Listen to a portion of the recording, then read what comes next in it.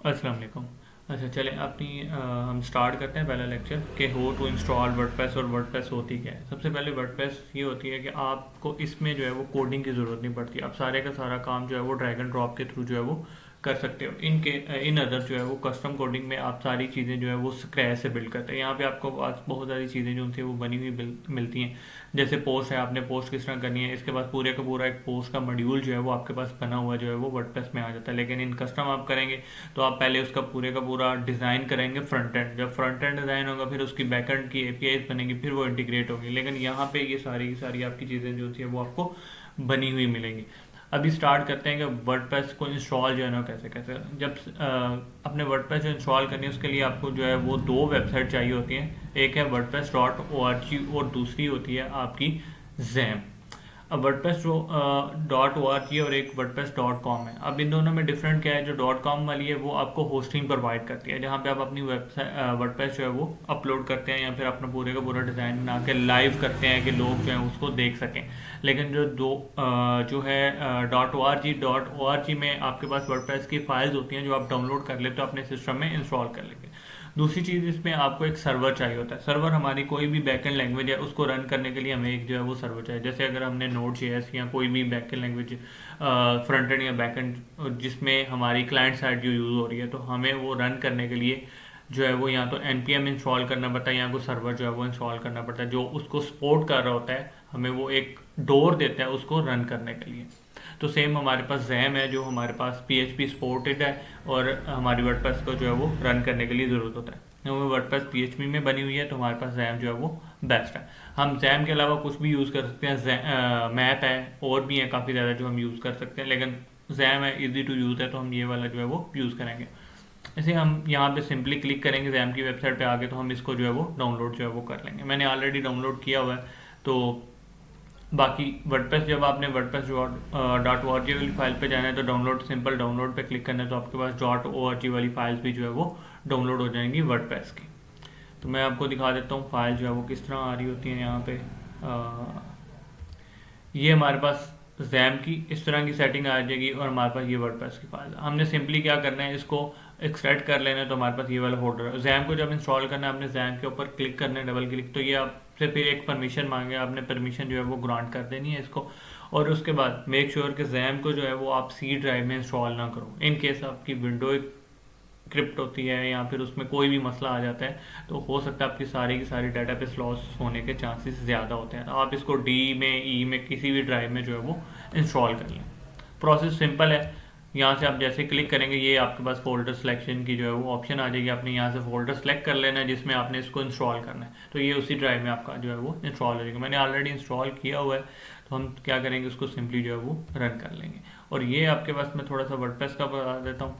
अब वर्डप्रेस में जैसे ही आप आएंगे, ये वाली ये फोल्डर ओपन करेंगे तो यहाँ पे आपके पास जो है वो 3 फोल्डर्स आ रहे हैं। अब ये अगर WP एडमिन वाला फोल्डर है, इसमें आपकी जितनी भी वर्डप्रेस का डैशबोर्ड या जो भी उसकी डिज़ाइन हुई है वो सारे आपके पास एडमिन पैनल के अंदर जो है उसकी फाइल्स पड़ी होती हैं। WP कंटेंट वाले फोल्डर में क्या होता है, जो फाइल्स आप अपलोड करते हो, मतलब आपने कोई प्लगइन अपलोड किया, आपने कोई थीम अपलोड किया, आपने कुछ भी अपलोड किया, तो वो आपके प्लगइन WP कंटेंट वाले फोल्डर के अंदर आ रहा होता है। और उसके बाद WP इंक्लूड्स वाले फोल्डर के अंदर होते हैं आपके जो आपकी वर्डप्रेस से जो मेल जाती है या फिर आप कोई भी जो परफॉर्मेंस करते हो इसके थ्रू, इसमें PHP मेलर है, आपकी CSS सर्टिफिकेशन एजेंट, वो सारा कुछ आपके WP इंक्लूड्स वाले फोल्डर के अंदर जो है वो होता है। इससे सबसे मोस्ट इंपॉर्टेंट जो फाइल होती है वो हमारे पास होती है WP config वाली फाइल। अब WP config वाली फाइल इंपॉर्टेंट इसलिए होती है कि यहाँ पे आपकी डाटाबेस का जो है वो लिंक लगा होता है, जिसको हम कहते हैं कनेक्शन स्ट्रिंग्स भी कहते हैं। तो ये आपकी डेटाबेस और आपकी जो फ्रंट एंड फाइल्स हैं वर्डप्रेस दोनों को इंटरलिंक जो है वो करती है ये वाली फाइल आपके पास। अब इंस्टॉल करने का प्रोसेस क्या है, सिंपल है। जब आपने वर्डप्रेस जो है वो डाउनलोड कर ली, आपने इसको एक्सट्रैक्ट कर लिया, आपने वर्डप्रेस का फोल्डर कॉपी करना है और फिर जहाँ पे आपने जैम इंस्टॉल किया, मैंने सी में किया, आप जिस भी ड्राइव में जैम जो इंस्टॉल करेंगे आपने उस ड्राइव में चले जाना है, जैम ओपन कर लेना और फिर आपने htdos वाले फोल्डर के अंदर जो है वो चले जाना और यहाँ पे जाके आपने अपनी फाइल जो है वो वर्डप्रेस की पेस्ट कर देनी है। उसके बाद जो दूसरा स्टेप है आपके पास वो क्या है, आपने अपने ब्राउज़र में आना है और आपने यहाँ पे आके लोकल होस्ट जो है वो लिखना है।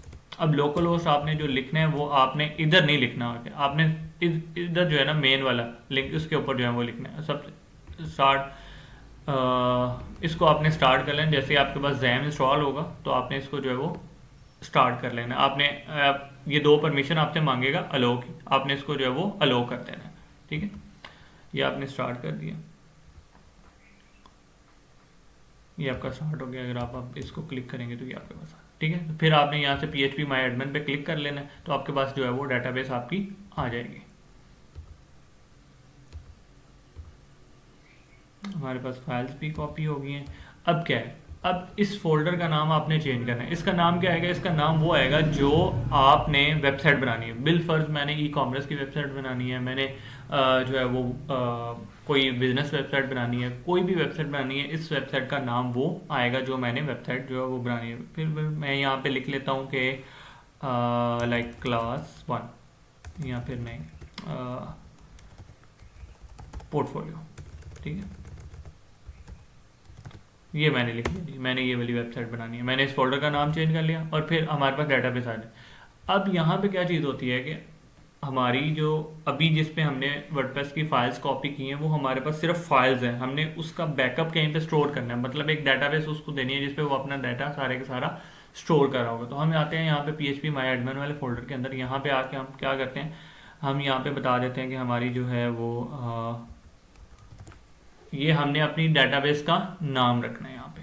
ठीक है, तो ये हमने यहाँ पे सिंपली जो है वो क्रिएट कर दिया। यहाँ पे हमारा सिर्फ इतना ही काम है। अब हमने ये देखना है कि हमारे इस जो यहाँ पे जैसे ही हम यहाँ पे लिंक करेंगे वर्डप्रेस लोकल होस्ट, अब हमने अपने उस फोल्डर को जो है वो एक्सेस करना है कि इंस्टॉल जो है वो वर्डप्रेस कैसे करेंगे। यहाँ पे क्लिक करेंगे तो हमारी जो फोल्डर का नाम था हमने क्या लिखा था, पोर्ट, ये हमने ऐसे लिंक किया तो ये हमारे पास जो है वो हमारी वर्डप्रेस की फाइल जो है वो लोड होके आ जाएंगी। अब यहाँ पे मैं बता देता हूँ कुछ चीज़ें हमें इसके लिए चाहिए होंगी। वो क्या होंगी कि हमने यहाँ पे डेटाबेस का यूज़र नेम देना है और पासवर्ड देना है। अब यूज़र नेम और पासवर्ड क्यों देते हैं कि हम सिक्योर है, कोई भी यूज़र जो है वो हमारी वेबसाइट को एक्सेस ना कर सके, इसलिए हम जो अपनी डेटाबेस को जो है वो सिक्योर रखते हैं ताकि कोई भी हमारी वेबसाइट एग्जिस्टिंग जो चल रही है उसमें चेंजिंग वगैरह ना कर सके। ये चीज़ होगी। अब यहाँ पे हम देख लेते हैं हमारे पास कौन कौन से यूज़र जो हैं वो अवेलेबल है। बाय डिफ़ॉल्ट जो हमारे पास यूज़र होते हैं या उनका जो यूज़र नेम होता है वो बाय डिफ़ॉल्ट जो हमारा चल रहा होता है वो चल रहा होता है रूट, और हमने इसका अभी तक कोई पासवर्ड नहीं सेट किया तो इसलिए पासवर्ड हमारा हमेशा नील ही आएगा जब तक हम इसका पासवर्ड जो है वो नहीं लगा लेते। अगर हम ये देखें हमारे पास जा कौन से आ रहा है रूट, तो ये हमारे पास बाय डिफ़ॉल्ट जो है वो वाला यूज़र है रूट।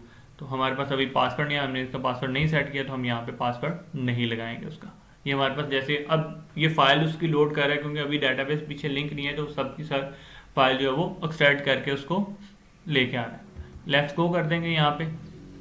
अब यहाँ पे ये हमारे पास क्या पूछ रहा है, ये हमारे पास डेटाबेस का यूज़र नेम जो डेटाबेस हमारी क्लास है वो पूछ रहा है कि हमने डेटाबेस टेबल का नाम क्या रखा है। हमने क्या रखा है यहाँ पे पोर्ट, तो वो हम यहाँ पे ऐड कर देंगे। उसके बाद हमारे पास यूज़र नेम क्या है, मैंने क्या बताया अभी, हमारी ये डेटाबेस के जो है वो लिंक्स है, हमारे पास रूट है, और पासवर्ड हमने रखा नहीं, हम इसको खाली छोड़ देंगे। लोकल होस्ट आ जाएगा और WP हमारे पास आ जाएगा। WP लाइक ये हमारे पास जो टेबल स्टार्ट होंगे ना जिस तरह, तो ये हमारे पास WP वो वाला है। यहाँ पे हम सिंपली इसको क्या करेंगे सबमिट कर देंगे और यहाँ से हम करेंगे रन इंस्टॉल पे। अब रन इंस्टॉल पे हमने क्लिक किया, यहाँ पे टाइटल क्या होगा, जो हमारी वेबसाइट का नाम होगा। और ये वाला जो यूज़र नेम पासवर्ड है वो कौन से होंगे, ये यूज़र नेम पासवर्ड वो होंगे जिससे हमने लॉगिन करना है। ये कुछ भी हो सकते हैं, ठीक है, ये आप अपने हिसाब से रखेंगे जो आपको याद रहे और क्लाइंट को वो चीज़। अब ये ना करेंगे इसका एडमिन रख दें, कोई भी फिर आपकी वेबसाइट को एक्सेस कर लेगा और वो आपकी चीज़ें जो है वो चेंज कर सकते हैं। तो अब यहाँ पे कुछ भी पासवर्ड जो है वो रखें, एक थोड़ा सा स्ट्रॉन्ग पासवर्ड रखें ताकि आपको याद रहे लेकिन यूज़र उसको एक्सेस जो है वो ना कर सके। यहाँ पे आपने अपनी जेन्युइन ईमेल देनी है। कल को अगर आप इसको फॉरवर्ड करते हैं तो आपके पास एक जो है वो मेल आएगी जिसको आपने कंफर्म करना हो, तो फिर आपका पासवर्ड जो है वो चेंज हो जाता है अगर आप भूल जाते हैं तो। यहाँ पे आप सिंपली इसको इंस्टॉल कर देंगे।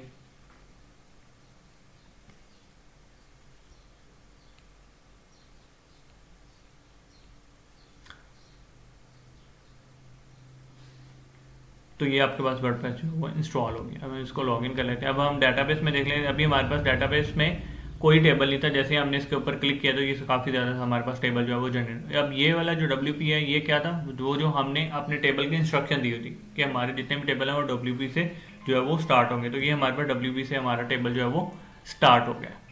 और ये हमारे पास वर्डप्रेस का जो है वो लॉगिन पेज है। जैसे हम इसके ऊपर लॉगिन करेंगे तो ये हमारे पास वर्डप्रेस जो है लॉगिन हो जाएगी। अब लॉगिन में जैसे कि ये सारे का सारा डैशबोर्ड जो है वो हमारे पास आ गया है वर्डप्रेस का, ये डैशबोर्ड की लुक है।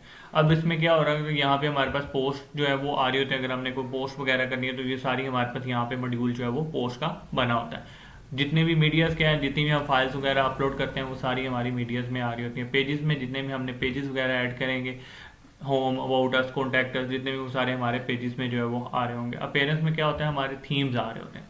जिस थीम पे हम काम करते हैं, एक लुक लेते हैं ना थीम, हमने एक ग्राफ बना लिया है, कोई चीज़ है, मतलब जिस पे प्लेटफॉर्म पे हमने काम करना है ना, जिस थीम के जो डिज़ाइन हमें पसंद है, तो ये हमारी थीम जो है ना वो यहाँ से। प्लगइन्स क्या होते हैं, जितने भी हम अपने एडिटर्स यूज़ कर रहे होंगे, जितने भी हम जो है वो थर्ड पार्टी प्लगइन लेंगे जिसमें हमारे पास कुकीज़ आएंगी, हमारे पास वो ग्राफिंग एंड स्लाइडर आएंगे, तो वो हमारे प्लगइन्स होते हैं, वो सारे हमारे प्लगइन्स वाले फोल्डर। यूजर्स क्या होते हैं, ये रोल मैनेजमेंट है कि अगर हमने किसी को एडिटर या इधर कोई हमने ब्लॉग की वेबसाइट बनाई है तो हमने वहाँ पे किसी को एक्सेस देनी है, वो खाली एडिट कर सकता है, अपडेट कर सकता है, तो ये हमारे पास रोल मैनेजमेंट वाला जो है वो सिनेरियो है। टूल्स में हमारे पास ऑप्शन होती है कि हमने वर्डप्रेस इंपोर्ट एक्सपोर्ट करने को, डाटा रेज करना है, तो वो सारी ऑप्शन हमारे पास टूल में आ रही है। सेटिंग में हमारे पास ऑप्शन आ रही होती है कि हमने अपना मेन पेज कौन सा सिलेक्ट करना है, हमारी जो वेबसाइट के लिंक्स होंगे वो किस तरह होंगे, और हमारी वेबसाइट का नाम क्या है, और उसमें ईमेल वगैरह अगर चेंज करनी तो हमारी सेटिंग में आ रही होगी। तो ये जितना भी है अभी तक हमारी वर्डप्रेस इंस्टॉल करने का प्रोसेस था, और वर्डप्रेस होती है वो सारा मैंने आपको थोड़ा बहुत जो है वो